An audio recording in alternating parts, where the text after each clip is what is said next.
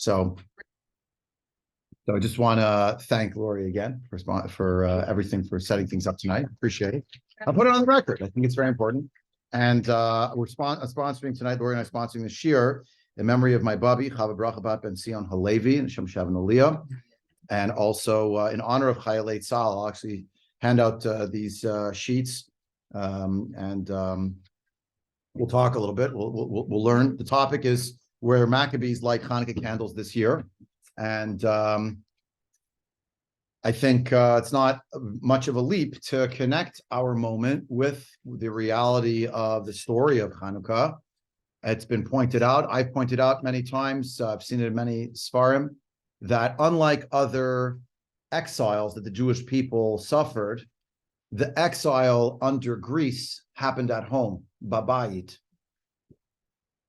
In other words, the Babylonian exile, the Egyptian exile, the Babylonian exile, the Roman exile. The Jewish people were sent to the far reaches of some other empire. The Persian exile, we were already there, so we didn't have to go anywhere. But because the Babylonians were conquered by the Persians. But when it came to the exile of Greece, the Jewish people were never deported from the land of Israel, made to feel strange in their own land because of various decrees. And we'll talk about some of that tonight as well.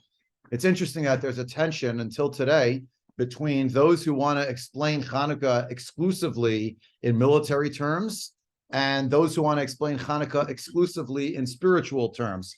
And what I mean by this is, I grew up, I don't know if you know this song, but it goes like, Mi Yamalel Gvurot Yisrael Otamin. It's a beautiful song. And then I started realizing when I was getting older, that song doesn't mention anything about God. Nothing about Hashem in that song. It's a Zionist song. And in previous years, we've talked a lot about how the Zionist ethos was very much shaped around the idea of Chanukkah and Maccabees. If you think about it, Maccabee Moshi Ya'ufote, right? Uvyamenu Cholam Yisrael, Yitached Yakum V'yigael. The Jewish people will unite and we will be redeemed. We'll do it. Not about Hashem, not about miracles. It's just us. And that's certainly one side of the ledger. The other side, of course, is a very spiritual approach that sees the holiday of Chanukkah as the miracle of the oil. And that's because in the Talmud, it does not tell us any other story. There's no story in the Talmud. Welcome, everybody. You can take off your coat if you like. You want to drink, food. The story in the Talmud, which we're not going to even look at tonight, it basically says, why is there Hanukkah? Answer, because there was a cruse of oil that was found. It doesn't mention much about the war. It does say that Shegavra Malchut Beit Chashmonai, but it doesn't make that much mention of the war itself. It's almost as if Chazal wanted to de-emphasize the war component on some level. Witness that the mitzvah of the holiday is not related to a bow and arrow. It's not related to spears. I could have imagined, we could all have imagined, some kind of a military dance, a march, a military gathering. It could have been very nationalistic. And Chazal, for various reasons, seem to have focused us very much on the mitzvah of lighting the candles, the recitation of Hallel. There isn't really a mitzvah even to have festive meals. That's the truth. They're what's called a reshut. It's volitional. If you want to have a nice meal and you include, the Ramah says, if you include beautiful songs praising God and you have Divrei Torah, then that's a mitzvah, that's a Sudat mitzvah. But there's no mitzvah that you have to have a meal, as opposed to Purim, where it's all about having a meal and the like. So the idea that there's some kind of a tension here seems to be inherent even in the observance of the Yom Tov. That said, we all know, and turn to the back of the cover page, there's a little map here on the right-hand side. We're not going to study that too much in depth, but let's just say it's one of the understandings from a historical perspective of the conflict between the people known as the Chashmonaim, the Hasmoneans, famously called after Yehuda Maccabee. Maccabee means he was a hammer, so they call him Judah the Hammer, and Yehuda the Hammer. They ended up calling everybody the Hammers. The Maccabees was the most famous of the generals, of the five sons of Matityahu. And this is actually what we have put back together, or historians, archaeologists, about all the battle sites throughout the time period, which, to remind you, did not happen in 6 days or in 5 months. It was years of fighting, years. So the decrees come in 168 BCE or thereabout, and the decrees come after many years, over a century of the Jewish people living under the foreign rule of the Greeks. It's only in 168 that Antiochus Epiphanes IV, Yamach Shemo, arises and decides to make various decrees to persecute the Jewish people from a religious perspective. It's shortly thereafter that the Maccabean revolt begins, as it's called. That's where Matityahu and his sons in Modi'in. You've been to Modi'in. We all know people from Chashmonaim. Modi'in. Why is it called Chashmonaim? After the Chashmonaim, the Hasmoneans. Yeah, Modi'in is actually mentioned in the historical, though not religious work called the Book of Maccabees, right? Which is a historical work, but I was talking about it today in another setting, another shiur. It's written with a certain slant, an editorial slant, that is not necessarily a religious one, and one that the sages knew about and said, this book is not written with divine inspiration. We don't want it in our canon, which is not to say it's inaccessible or forbidden to look at altogether, but to elevate it to religious status, that would be problematic. And it mentions Modi'in right there. The war goes on until 164 BCE. We think that's the year that they finally got back to Yerushalayim, and they finally established themselves to have independence. But even after that, even after independence is achieved, there still are wars going on. And those wars continue into later on, 161, 160. There's still things going on even after that. And but it's just at least established, and they've reestablished themselves in Jerusalem. And when we read Al Hanisim, which is here, I just gave it to you on the side. We all know it pretty much by heart, but it does tell the story of the war in some way, or at least the conflict, the military conflict. And of course, it's not meant to be ignored, but it's like Chazal wanted to kind of put it in its place, that it shouldn't be just about the military prowess of the Jewish people, but really to focus on the fact that God was involved from start to finish in the process. And therefore, the sign of the light of the menorah that lasts for 8 days, that's a reason to celebrate. Was it the greatest miracle of the whole world? Well, against the backdrop of everything else, it was, but only because of the context in which it happened, not because in and of itself. Okay, so the candle lived a long time. It's like a Yom Tov from that, made a Yom Tov from that, because it was the representation of everything that had come before. For all of the centuries since Bar Kokhba's rebellion, the rebellion of Bar Kokhba happens in circa 132 to 135, the Common Era. It falls in 135. And between 135 and 138, there are terrible persecutions. That's when the 10 martyrs essentially get killed. But since that time, and until the 20th century, the halacha was essentially dormant. There was like a bifurcation, a split between the world of halacha, living a religious life, and then a national existence, which wasn't related to being Jewish, because we were in exile. It was obvious, yeah? But when we finally arrive back in the land of Israel, we have the opportunity to bring both of these themes back together. I mentioned in another context that we don't have much writing about questions about a Jewish army, because it just doesn't exist. It's so obvious that that would be the case. But there was a reawakening within the halachic system in the 20th century. And among those was the pioneered idea of what many of us know as Hesder. And some people at this very table have children who are serving in Tzahal who are in Hesder. And we're very proud of them. And again, the shiur is dedicated in their honor. The idea here that a person could go out to battle and at the same time be cognizant of the fact that they're Jewish and religiously observant, and they want to apply the halacha even in the circumstance wherever they may find themselves. It may be more challenging on so many different levels, but they're striving to figure out, even in the state of battle, how they're going to observe whatever they need to observe halachically. And Morivi Rabbi Rav Aaron Lichtenstein Zatzal wrote an essay that had a great impact on me. It's called The Ideology of Hesder, Kishmo Kenhu, trying to explain it. It's a long essay. I gave you just a couple of excerpts here. And just to focus on this idea, again, Hesder means people who they learn Torah, they go out to battle. They're doing both. And it's not that the two are necessarily in tension, but suddenly become a synthesis between these two things. Rav Lichtenstein writes here on the bottom of page 2, nevertheless, although our centuries of statelessness tend to obscure this fact, Hesder is the traditional Jewish way.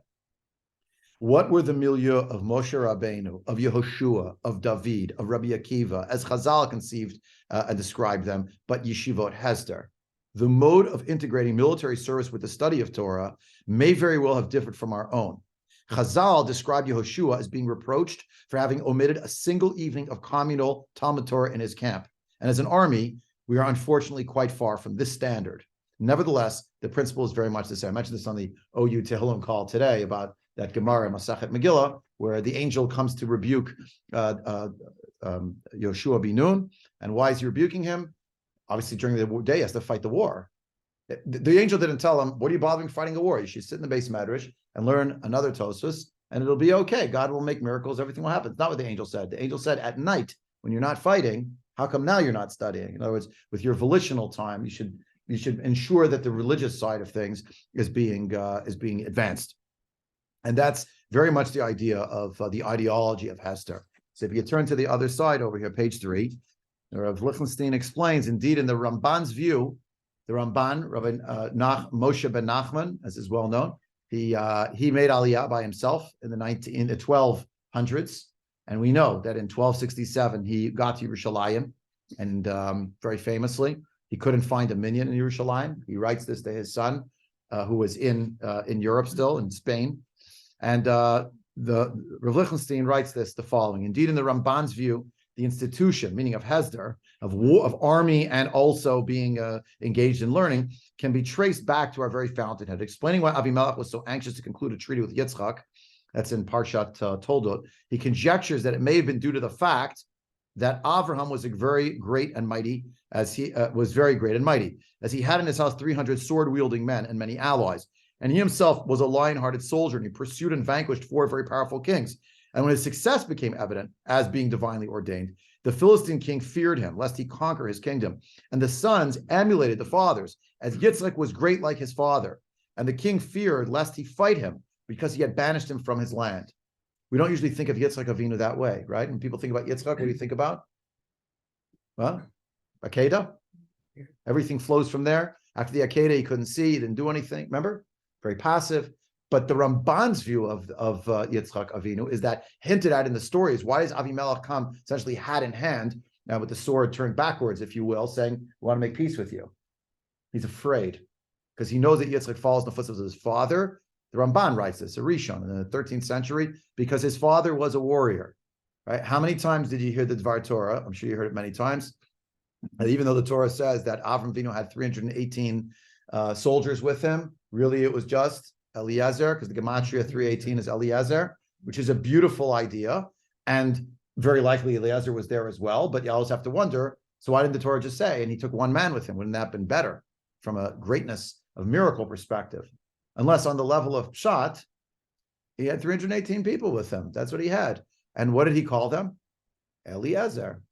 God is my help. It's the name of the battalion, Eliezer. Now, did he also have a servant named Eliezer? Yeah, I'm not taking that away. But in other words, right? But you could just picture in a school somewhere, they're telling the kids, Avram wasn't really a warrior. No, he was really just a person who learned Torah, and he did wonderful things. And he was a Navi. And by the way, he had one helper. But when the Torah wanted to say it, it said the number 318. It didn't really mean that, but it says so. So, but they're not really in conflict. Understand? That's okay. So the account of lion-hearted patriarchs, says Rav Lichtenstein, and their sword-wielding disciples may fall strangely upon some ears. Although we do not like to admit it, our Torah world too has its vogues, and in some circles, much of the Ramban on Breshit, the real Ramban, honestly read and unflinchingly understood, is currently passé. Rav Lichtenstein wrote this in 1981, 82, something like that. The fact, however, remains the primary tradition is Hesder. That's what he said. That's the primary tradition. They're not in conflict with each other. Yeah. They ought not to be. There can be a shiluv. The conclusion of this essay goes like this: fully appreciative of both the price we pay, because there's a split, so they're always competing values. Instead of just taking one or the other, there's some kind of a synthesis. There's a price paid, and the value of that which we safeguard in return. We approach our task with responsibility and humility, and impelled both by commitment to Torah and compassion for our people, we strive to fulfill it with a sense of broader spiritual and historical vision. Standing in tears atop Har Hazeitim, the bleak sight of Kol HaMekudash Mechavera Charev Yoter Mechavero, that which is more sanctified than its neighbor is more desolate than its neighbor, stretching before him. What would the Ramban have given to head a yeshivat hesder? Because he understood that this is really what ideally meant to be. So with that in mind, I want to treat one question tonight, which is an actual question right now that's going around. Where do Maccabees light Hanukkah candles this year? Those who are on the south, those who are in the north, people who are, in some cases, stationed at a tank, and they're literally living in the tank and just outside the tank in sleeping bags, in some cases, open air. In many cases in the north, they're in, I met with someone, a woman from Kiryat Shmona came to visit with me on Monday. And we sat in my office, she was explaining to me that the Shivat has there in Kiryat Shmona does not have students now. It has Chayalim sleeping in the whole area, in the Moadon, and they're using, obviously, the facilities there, and they're not using the kitchen exactly. They have meals. There's a whole story there. There are houses where the people just said, come into our house and like stay there. This is for weeks it's going on. People in this very room have children who are up north. Yeah, so we wish them bracha. There's a shaila. So where do you light the Hanukkah candles? Not in my house.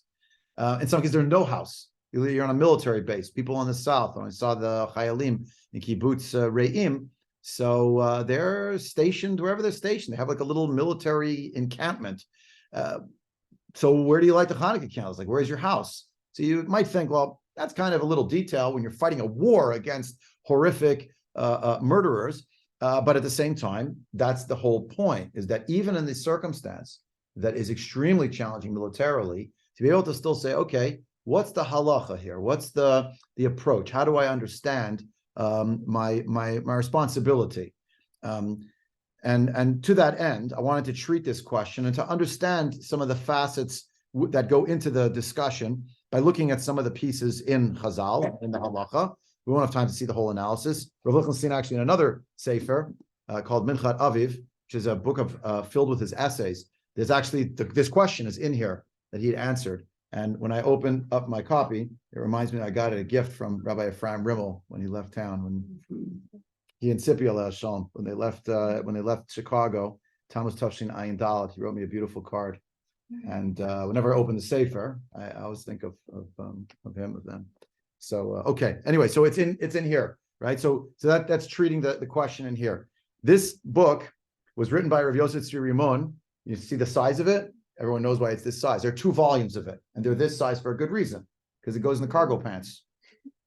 It's literally for the pocket, and it's called Hilchot Tzava, Al Chamim Korat Tzava, and it's a whole glossy book with like the practicum of what you're supposed to do to try to figure out on the Bashetach. You want to build an Erev? Oh, there's diagrams for that. Okay, so it's not saying you're the be all and end all of the halacha. You're going to make all the decisions, but you're stuck now. So figure out what you're going to do in that circumstance. A practical guide. You're in the field, right? So this it's a remarkable book. And also, if you want to know like all the like through the years when Shabbos is and all you need to have this little book. I think it predated everyone having phones. You know, I'll have your phone when you're in. So okay, but mamash books.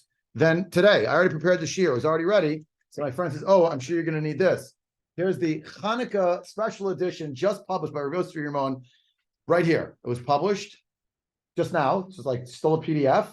It's not a pocket size, but I guess you could like fold it up and put it in your pocket. So this is Halach Mikra Chanuka. Ma'adir Mekutzeret L'Chayalim Milchemet Charvot Barzel. He just published it like right now. Also, a whole halachic discourse back and forth. The point is trying to grapple with the halachic realities, such as they are, to help people to keep the mitzvahs as best they can, wherever they may find themselves. Right. So there's a quip that my friend Rabbi Daniel Yalkut from Pittsburgh has. He says that when historians will analyze Rav Yosef Tzvi Rimon's legacy in 500 years, there will be those who will claim that there were 5 people named Rav Yosef Tzvi Rimon. There were 5 of them. They were somehow cloned. And there'll be a documentary hypothesis of Rav Yosef Tzvi Rimon. This person can be in the north in the morning, in the south at a base in the evening, at 2 hospitals, at a depot where they're collecting vests and ceramic vests and helmets, and then he's cooking food for people. It's just unbelievable. So we were zocheh to see him and spend some time with him, but I'm on one of his chats, not the Chayalim chat. Apparently it's a special Chayalim chat. I'm on the rabbi's chat, and the shilas are going on the WhatsApp chat, and he's churning out tshuvas. There's going to be a book. It's just a matter of time. There'll be a book. There's a book, by the way, that he wrote of tshuvas about Corona. There's a whole book. There's a book. Rav Asher Weissschlita also has a book that he put out on it. There's about to be one for this war. There's going to be new shilas that come up that no one thought of before, but that come up now that people have to deal with. Anyway, so let's talk about this question. So where do they light the Hanukkah candles? Yeah. So the basic halacha. I'm looking at the Gemara, page 4. The English is right underneath it in Cincino. And I basically am taking just really, for want of time, a half a line. It's 1, 2, 3, 4, 5, 6 lines up in the Gemara in the middle section. Tana Rabbanan, it's the second word in. Tana Rabbanan, mitzvah Chanuka ner ish ubeito. The mitzvah of Chanuka is related, is a candle for each person, a man, and his household. That's what it describes. So Rav Lichtenstein, when he wanted to analyze this, said, what does the word bayit mean? I was going to ask you, what does bayit mean? Rashi thinks that the word bayit actually doesn't necessarily mean house, but it sounds like it means household, a family. And therefore, if you think it's just a family, then it's not really anchored to any one location. It's wherever you are. Yeah, near Ishu Beito. But most of the Rishonim and Achronim disagree with that. They think a bayit actually literally means a house. When you keep going in the Gemara, it tells you it should be near the doorway, it should be facing the public domain. If you live in a corner house, it should be on both windows. If it's too high, it's no good, right? If it's too low, it's no good. So there's a certain height, there's a certain, right? So the point is, it seems to be from the Gemara, most Rishonim understood it much more as some kind of a structure. But Rav Lichtenstein was asking himself, wait a second, he starts to analyze. So if that's true, so what about the reality that someone might not have a house that meets the halacha requirements of a house? For instance, maybe it's too small. And the halacha and the Gemara and Sukkah, for those who are in the Gemara Sukkah shir, the minimum size of a house is 4 cubits by 4 cubits. So what if you live in a hovel and it's smaller, so you can't light the Hanukkah candles? So he says, well, on the list of mitzvahs that you need to have a house for, that's in the Gemara Masechet Sukkah, it mentioned mezuzah and it mentioned all different things. What did it leave out? It didn't mention Hanukkah candles. You know why, says Rav Lichtenstein? Because when it said bayit, it means somewhere that you live. From this, Rav Lichtenstein started to think, maybe the word bayit here means what he called a megure keva. Any place that you live, that is the fixed place that you live. And I have to define what does fixed mean. But he started to say, what if a person was living in a tank? Now, the tank is a vehicle, so it's hard to call that like your home, right? But then you have a tent. So that's not a house, it's a tent. What if you're sleeping in a foxhole, but you're there for an extended period of time? So all these permutations start to play out to try to understand, maybe you could make a case that any megure keva, and he actually thought this, he thinks this, Rav Lichtenstein writes that any megure keva, even without a structure, even if it's under the open sky, you're in a field, but it needs to function at least as a set place for living and dwelling. It has to be some kind of way that you show that to be the case. He seemed to even be willing to say that if you have a tank and you're not, the tank doesn't work necessarily, maybe just outside the tank, as close to it as you can get. Now, obviously, there's a big asterisk. If it's militarily impossible, it's not safe. No one's telling you to do it. But the point is, if it's safe to do. Yeah? But the analysis is, this was not a question. In the olden days, there was an itinerant peddler who maybe went from Minsk to Pinsk. So he was going to be in a house, in a lodge, in a something, right? That's it. But now, we're literally dealing with people who are bashetach, means literally in the field. And once you start to entertain that idea, you start to wonder, okay, so how long would a person have to be in a place to be considered like a resident in that spot? For sure, 30 days. Yes, and for sure not if you're less than 7 days. But Ruchenstein said, what about between 7 and 30 days? That's like more of a suffix. It's a very long analysis. You don't have time to see the whole thing inside, but he started trying to figure out that maybe there's some way to argue that the household will be established not as a family structure, not even as a residence, but as the place where you say, this is the place that I live. And I live there for some set or fixed period of time. For all that there's and we'll get to it presently, there's going to be a discussion about a guest who's in someone else's house. It's instructive to note that the lighting of the candles is so important for the mitzvah of Chanukkah that in a certain way, it is what tells the story. Not because it tells the story, because we tell the story in its presence in a certain way. It's the quite literally the light bulb that reminds us we should tell the story. But the story is not really written anywhere. It really inheres within us. It's not written in books. I mean, it is written actually in books, but there's no scriptural book in Tanakh, as we discussed. It's not written somewhere on a scroll. You don't have a dramatic reading in front of the Chanukiah, but we're meant to know the story. The Rambam wants us, the Rambam tells us, like, we have to know the story. And it seems like the place where we're carrying the story is inside of us. In other words, it remains an aspect of Torah Sheba'al Peh that is an oral tradition that we pass along, but there's no formal document like this is the actual story, that was written contemporaneous to it. And it's instructive to know this because, in a certain sense, the Chanuka, the observance of Chanuka, is carried with every person wherever they go, isn't it?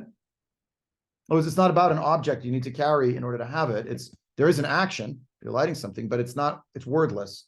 The words come from us. That's the element of the Pesumei Nisa. So here I just gave you the Rambam from the beginning of the third parak of Hilchot Chanukah, where the Rambam goes into this idea of the history, which some of it sounds very contemporaneous to our moment as well. Not all, but some of it. There were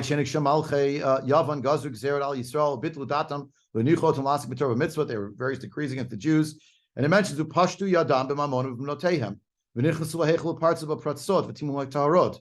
The enemy stretched out their hand against Jewish property, against Jewish women.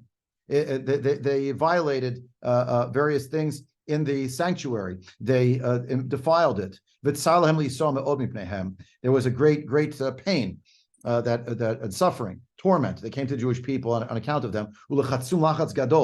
And they were under great stress.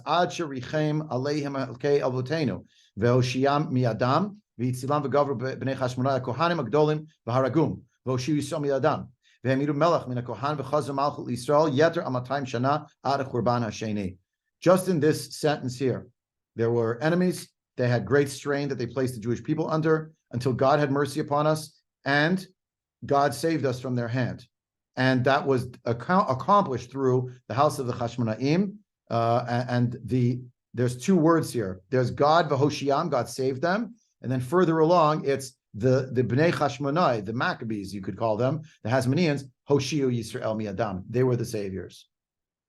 I also mentioned this in the call with the OU, but it is unlike a situation where there's Jewish people leaving Mitzrayim. Hashem does everything. In this case, there were people and they were shlichim and they had to do their part. They had to be actually actively engaged in fighting the battle and the war. And it's not Hashem yilachem lachem etem tacharishun, but they had to do it themselves. But not really themselves. It's because God helped them. That's the whole point. And the idea here that there was even 200 years of independence afterward. If you turn to the next page here, so you learn here halacha bet when the Jewish people overcame their enemies, they destroyed them. It was the 25th day of Kislev. They went into the sanctuary. They didn't find pure oil in the mikdash. They found one cruse. There was not enough except for one day. And what did they do? They lit the lights of the array of the menorah, and it lasted for 8 days until they were able to make more oil, and they had pure oil. Fine. Why did I come here? To remind us the whole story? Look how the Rambam formulates the next piece. Therefore,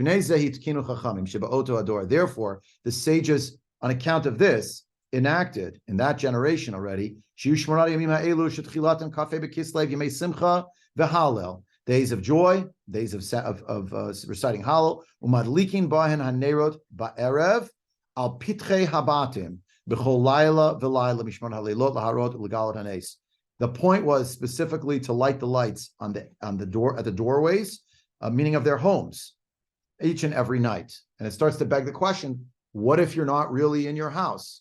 To the Rambam, it's very much about being in your home, your home. But what if you go to someone else's home? So that's where you get to the idea of being called an achsanoi. An achsanoi means being, in English, you would say, one of the translations is a guest. What's amazing is, apparently, I did not know this, but it's in one of the footnotes in one of the articles I was looking at. It's taken from a Greek word. I don't know the Greek word, but it's a Greek word apparently initially. And the other translation of the word achsanoi is a soldier who was quartered in someone else's house. It's an achsanoi. So now you look at the din achsanai. So that comes from when someone announces, they say, Bichbor achsanya. The achsanya is the host. The achsanai is the guest. Yeah. Exactly. The achsanya is the host, and the achsanai is the guest. So one of the translations, again, is a foreigner or a guest. The other translation, apparently, is a soldier who is quartered and generally paying for their stay. And that's the idea, and that's where we get to the idea, that maybe a person could rent a space in someone else's home to have what's called a din achsanai, a share in the mitzvah of the homeowner. This can be accomplished if you visit someone else's home you're staying over in their home. If you're staying in your own home, you have to go back to your house and light. But if you're visiting someone else's home on Hanukkah and you're staying over there, you take out literally a quarter, $1, whatever it is. There's no like minimum wage with it. It's got to be a Shabbos. You give it over, and then you have a chelik in their mitzvah. You're sharing it with them. You bought in. Yeah, I just thought it was interesting. You're an achsanoi. You're like a soldier. So in the Gemara Masachet Shabbat, Rav Sheshet points out achsanoi chayv ner Chanukah. If you're a guest, you're also responsible to do the ner Chanukah. Amar Rabbi Zera. So Rabbi Zera says mireish ki havina beirav mishtatafna beprite bahadu shpiza. But when I was originally in the olden days, when I was learning in the Beis Medrash in the yeshiva, so I used to. In the olden days, there were no dorms. The olden days means up until the 20th century, there were no dorms for any yeshiva, right? They lived in people's houses, guest. You live in someone's house and you pay them a little something. So that was going on then. It was going on until the early 20th century. So Rav Zera said, I used to pay in with my host. But to the Nasibe, once I got married, itata amina. Now I have my wife. So hashta vadai lo tzrichna the kamad like alai bego bitoi. My wife lights on my behalf in my home. So we learned from this another idea that if there's someone left at home, they're going to be lighting and representing you wherever you are, even if you're at the front, even if you're inside Gaza, lo aleinu, or even if you're in Lebanon, lo aleinu, or wherever you may be. If there's someone at home to light for you, so you don't have to actually pay in the money to where you are because someone represents you elsewhere. But of course, there's a little more to it. It implies that there has to be a structure, as opposed to, like Rav Lichtenstein was opposed to the idea that somebody you could like light on a bus, or you could light on not literally light, but you're gonna like somehow figure out the bus will be stopped and you'll like start lighting, or people who light on an airplane. You don't own the airplane. You don't even own a room in the airplane. There were those, the Aruch HaShulchan wanted to argue that a train, you could light on Hanukkah candles on a train, but that probably refers to like renting a berth in the train, as opposed to a seat on an airplane where a lot of people, you don't actually have your own private space. As far as I know, even in business class, I don't think you have your own space, right? I don't know. Yeah, it's like there's a million people around. It's not like it's your spot. Also, you're obviously not going to light a fire for other reasons. But how was the shiur? It was great. They're obviously just light Hanukkah candles in business class, and I got arrested. But the idea, at least, that there has to be some kind of something that's fixed. Rav Lichtenstein doesn't think that a truck or any vehicle would be kosher because that's not really a bayit. It's not fixed. It's definitionally something that moves around. There's a discussion about a ship, like an ocean liner, as opposed to like an open raft or something, or a skiff that someone's like a little ferry. That no, but maybe on an ocean liner, you're there a long time, you're renting the room, it's a floating hotel. There may be more. Again, there are reasons why you should not be lighting fires on these places. I'm just saying, ideationally, that's the idea. And in the Shulchan Aruch and Tafresh Ayin Zayin, the din achsanoi b'Chanukah, the Shulchan Aruch writes this in Sif Aleph, achsanoi she'ein madlikin lebeveito tzarich latei pruta lebal habayit lishtatif imo b'shemen shel ner Chanukah. If there's a guest who does not have someone lighting for them at home, so then they have to give a pruta, a small amount, a small coin, to the homeowner wherever they're staying in order to partake with them at the time when they're going to light the candles. So the question came up, though. Rav Lichtenstein was trying to analyze.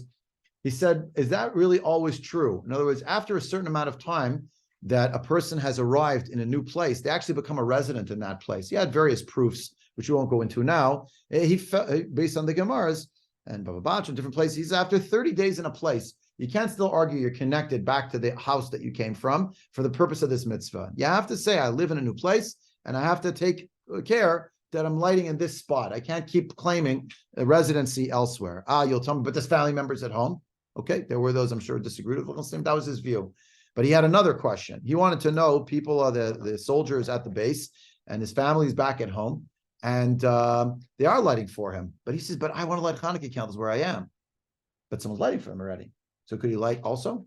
Like take it upon himself? Could he ignore, I'm not really an Achsanai now, I'm just wherever I am now, I just want to light.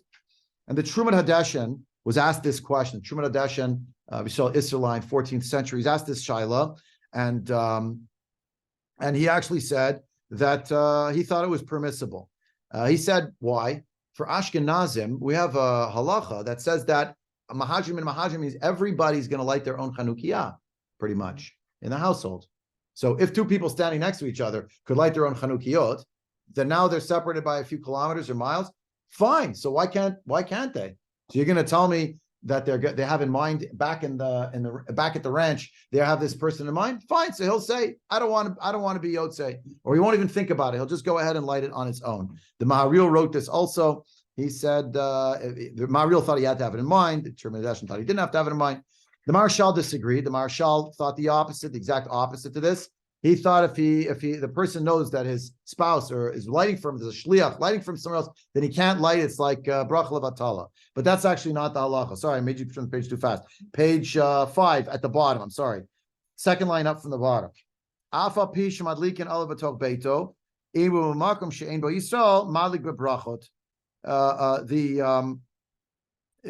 Even if some say that even if they're lighting from at home, but he's in a place where there's no Jewish people, so when he's the only person he could light and make the bracha, the Ramah says because he has to see the lights, and that is the minhag. Even if he's with Jewish people and he can see the lights from other people, the Ramah goes on to say, and I'll give you the whole quote here. What is he going to say? The fellow could still light the candles. How come? Because he's taking it upon himself to do it. So Ruchenstein thought the Chayal would be allowed to light the candles in a circumstance where they were on a base or some such thing. And then the question comes up, what about a tent? So there are tents and there are tents. I don't know all the distinctions, but apparently some of them are a lot more flimsy and temporary than others.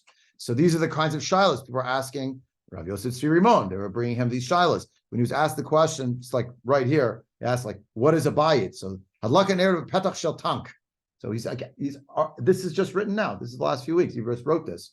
You know, what should you do? So he thinks, you know, that you have to make sure that it's safe, etc. But if that's the place where you are, so you could say that the tank, against Rav Lichtenstein, by the way, he thinks the tank could be considered your house, and you could light on the entryway of the tank. That's right. He thinks it's permissible, and he wants to go even farther. And he has other things that he writes here. We don't have time to get into it. Another shot that came up. What if the soldiers are occupying someone else's house, whether volitionally or involuntarily? They're in a house. And now it's Chanuka. Well, they're in a structure called a house. It's not theirs. They weren't given authorization to use the house. So can they light candles there? I don't mean a safety thing. I'm saying halachically, because it's not your house. I'm just finished saying if you're a guest. So the idea that a person would perhaps be lighting in that circumstance is also part of the question.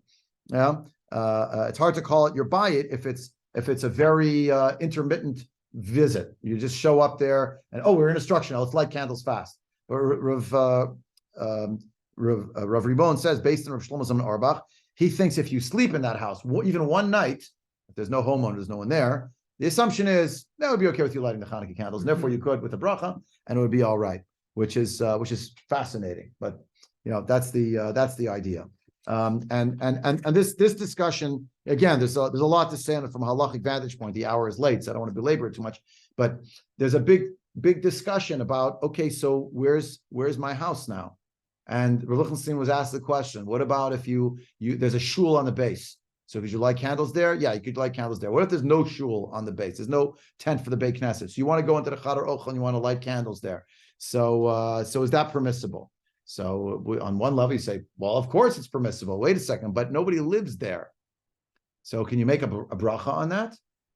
So Rav Lichtenstein felt that if that was the only spot on the in the base, and no one else was going to be lighting candles, otherwise you could rely on those who believe that you could light whenever you light in a public place, you'd be allowed to light with a bracha. Usually he didn't really paskin that way, but he thought in that circumstance that would be an exception to the rule. Again, everybody knows if you're from Chabad, so you're lighting candles wherever you can, you're making brachas over and over again.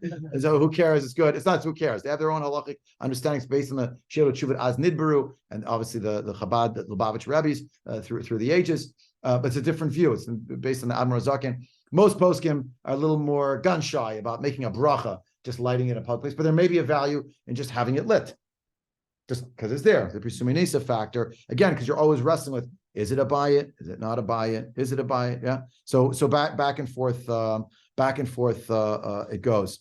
By the way, there are other tshuvas also. The Tzitz Eliezer holds, even you don't have a roof, you're just sleeping in the outdoors, but you're staying in that place and you know you're going to be stationed there. What if you got there and you're only there 2 nights, but they told you you're going to be there 30 days? What if it wasn't yet 30 days and then you realize you're moving? So you got to a new place and so on and so on. There's all these different discussions that happen. And the point here is that the halacha goes out into the battlefield. And that's why I'm doing this other series, carrying the Sefer Torah to the battlefield, about ethics in general.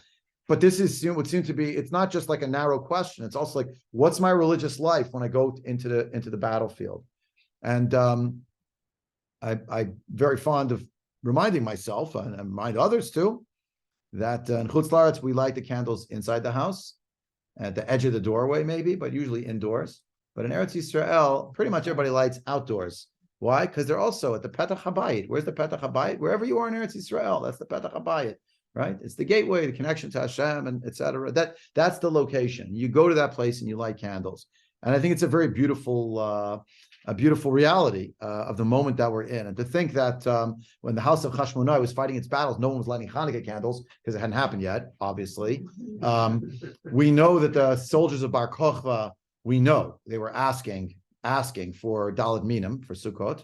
We have like records that they were asking for it. They have like parchments and shards. They saw that they were doing it.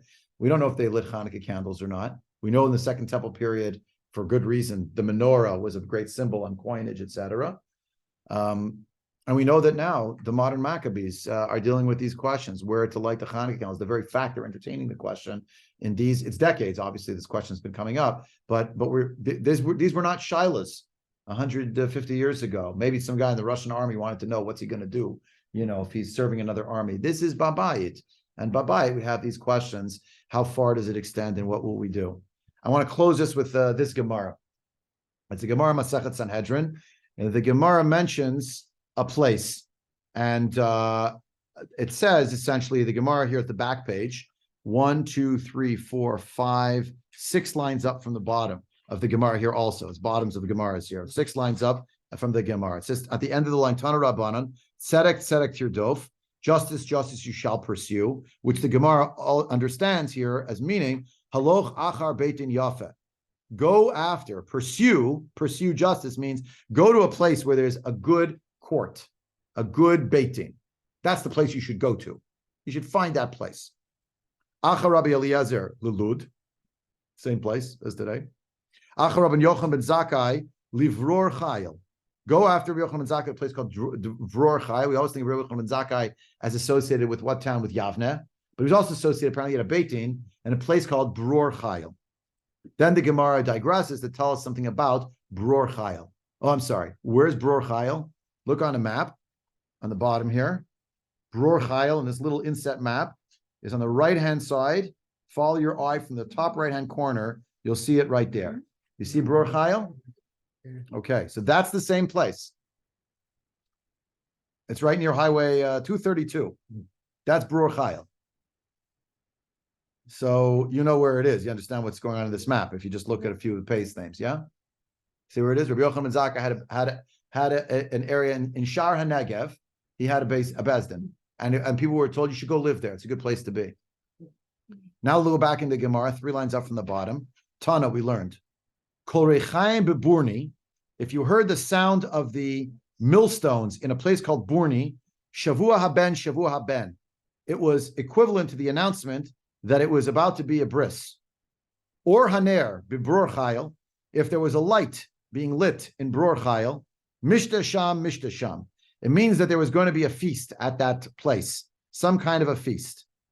Look at Rashi. Rashi is on the left-hand side. It's Kol Rechaim. It's right where the last line of the Gemara is. If you follow your eye along, for those who want to follow, Kol Rechaim Shnishmayin. You could hear it. Beburni, that's the name of a place, a makom. Shavua Ben, Shavua Ben. Says Rashi, what is a Shavua Haben? Siman hu sheyesham brit milah. Kemachriz ve'omer Shavua Haben kan. Shavua Haben, the week of the child, because the day after the week of the child was the bris. Yeah. Verichayim, and the millstone is siman l'shchikat samaman l'makar hatinok. The millstone sound grinding was because that's where they would grind the medicine, the salve that they would use for the baby boy after the bris. Now, next words are the most important. This, of course, is why I came. One of the reasons to this Gemara. Ushat gzerat hamalchut haya shegazru shalol amul. It was a time of a decree. The decree of the kingdom. There's a little superscript chet there, which if you look it up in the notes, is not good. There was a decree to destroy the Jewish people, a decree in the land of Israel. In that spot, Shegazu Shlol Amul. We're not allowed to give a circumcision. Sound familiar? They were worried to announce the bris. And they made therefore this simon. The simon was, when you hear that sound, that was the equivalent of saying, hint, hint, everybody come today, there's going to be a bris. That's how they would announce it. Why? Because in Eretz Yisrael, in Beror Chai, in Burni, which is in this area also, I didn't put it here on the map, it's the same vicinity, that was a decree against the Jewish people in the land of Israel, Second Temple period. Or Haner Beror Chayil, says Rashi here, B'yom, or Nerot Nirim Harbe B'layla. Either they would light the lights during the day, which would be strange, you don't light candles during the day, or it was a lot of lights and it was at night. Why? Simanhu, Kimoshit Soeg. It's as if these lights were screaming, there's a feast here, a feast here. Brit Milah Kari Shavu Haben, Al Shev Shehu L'Sof Shavua. Some kind of a feast by the light of the lights. Again, at a time of persecution where Jews are not allowed to gather. Where? In Bror Chayil. Where's Bror Chayil? It's just outside of Otef Aza. So if you look in Tosfot on the right-hand side of the page, Tosfot or Haner Bibror Chayil, Tosfot disagree with Rashi a little bit. I don't have time to see the other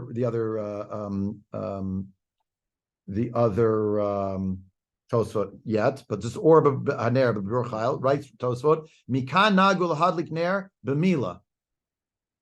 From here came the minhag to light a candle. I don't remember saw this minhag, but apparently there was a minhag to light a candle at the time of Brit Milah. So they got it from Bror Chayil. They would put some kind of a curtain in front of the doorway. Or they